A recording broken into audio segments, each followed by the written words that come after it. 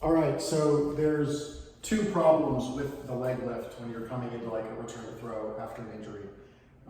This is the throw that I'm talking about.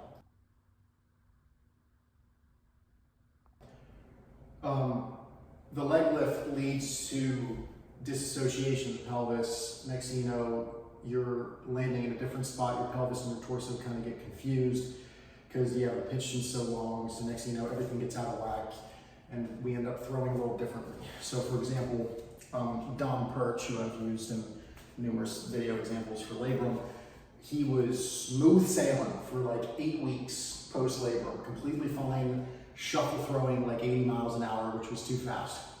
Next thing you know, he does a flat ground and he throws 73, but for some reason he was shot. He was shot for a week, we had to deload. So it has nothing to do with the 80 miles an hour because he was already at 80, right?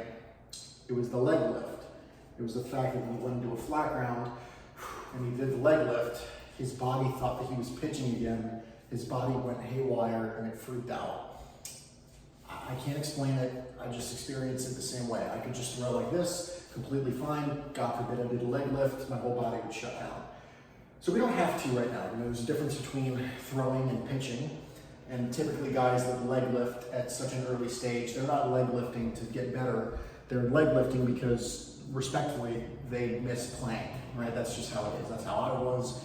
We don't have to do that just yet. We don't have to pitch just yet. Right now we're just throwing. And that doesn't mean we're gonna move slower. Like we're gonna get back on the field in record time. You're the DAC guy, right?